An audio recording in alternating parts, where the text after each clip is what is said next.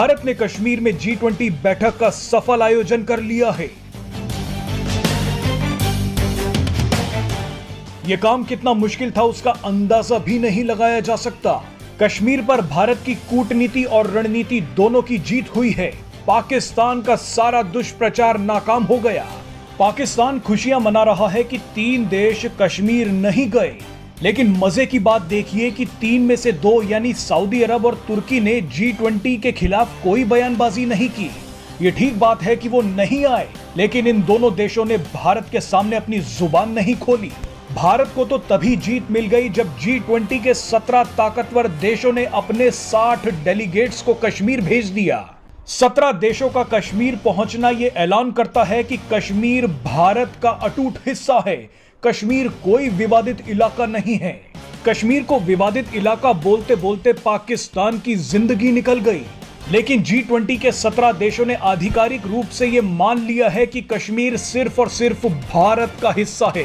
यहां आप एक बात पर गौर कीजिए, जब हम बार बार 17 देश बोलते हैं तो इसका असल में मतलब है 16 देश और यूरोपियन यूनियन। यूरोपियन यूनियन में तो पूरा यूरोप आता है। इसका मतलब यह हुआ कि 16 देशों के साथ साथ पूरा यूरोप भी कश्मीर पहुंच गया। इन देशों के डेलीगेट्स ने कश्मीर की जमकर तारीफ की, कश्मीर को खूबसूरत कहा, कश्मीर को पीसफुल कहा। आपने कई बार भारत सरकार का बयान सुना होगा कि कश्मीर भारत का अभिन्न अंग है। अब तो इन सभी देशों ने भी ये मानना शुरू कर दिया है।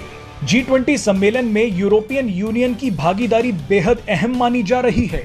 यूरोपियन यूनियन कई बार कश्मीर में कथित मानवाधिकार उल्लंघन का सवाल उठाता रहा है, लेकिन कश्मीर पहुंचकर अब यूरोपियन यूनियन ने अपने ही सवालों का खुद जवाब दे दिया है। अब आपको एक और मजेदार बात बताते हैं। G20 बैठक से पहले खुलासा हुआ था कि पाकिस्तान जम्मू और कश्मीर में आतंकी घटनाओं को अंजाम दे सकता है।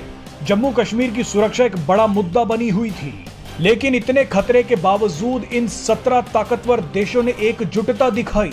आतंकी खतरे के बावजूद ये सभी देश कश्मीर पहुंचे, कश्मीर का आनंद लिया, डल झील में शिकारा की सवारी की। ऐसा भी हो सकता था कि कई देश सुरक्षा का हवाला देकर आने से मना कर देते, लेकिन इन्होंने ऐसा नहीं किया। इन देशों को भारत की सुरक्षा पर भरोसा था।